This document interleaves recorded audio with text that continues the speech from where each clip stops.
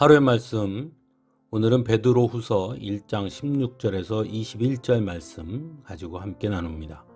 성경 봉독합니다.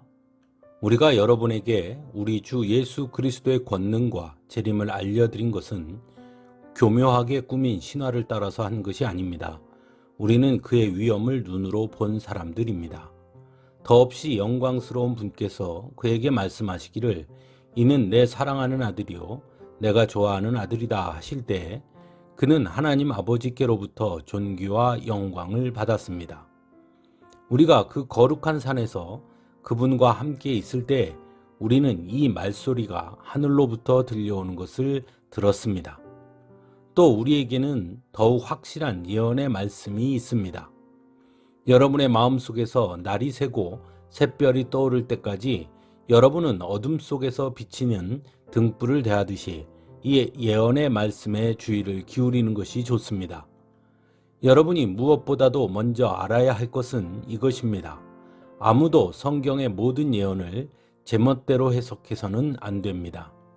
예언은 언제든지 사람의 뜻에서 나온 것이 아니라 사람들이 성령에 이끌려서 하나님께로부터 오는 말씀을 받아서 한 것입니다. 아멘. 초대교회 때부터 교회는 많은 도전을 받아왔습니다. 그리고 그 도전은 결국 초대교회 성도들의 믿음을 흔드는 도전이었습니다. 가장 먼저는 예수님의 부활에 대한 도전이었습니다. 즉 예수님의 부활이 거짓이라는 것이었습니다. 실제로 예수님께서 십자가에서 죽으신 것이 아니라 잠깐 기절했던 것이라고 말하는 사람도 있었고, 또는 예수님의 제자들이 예수님의 시신을 숨겨놓고는 부활했다고 거짓말하는 것이라고 말하는 이들도 있었습니다. 또 하나는 예수님의 다시 오심에 대한 약속에 대한 도전이었습니다. 그들은 예수님의 승천 자체를 부정했습니다.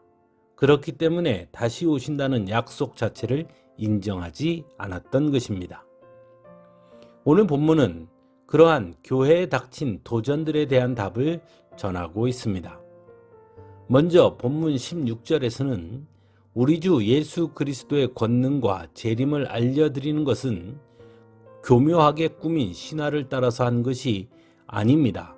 우리는 그의 위엄을 눈으로 본 사람들이다 라고 말합니다. 즉 분명하게 눈으로 확인했고 경험한 증인들이 있음을 말하고 있는 것입니다. 또한 18절에서는 우리가 그 거룩한 산에서 그분과 함께 있을 때에 우리는 하늘로부터 들려오는 것을 들었다라고 말하므로 직접 하나님의 음성을 들은 자들이 있음을 전하고 있습니다. 즉 베드로 사도는 오늘 말씀에서 바로 자신이 그리고 사도들이 직접 보았고 들었다라고 전하고 있는 것입니다. 듣고 보았다는 베드로 사도의 증언이 중요한 것은 로마서 10장 17절에 믿음은 들음에서 생기고 들음은 그리스도를 전하는 말씀에서 비롯됩니다 라고 전하기 때문입니다.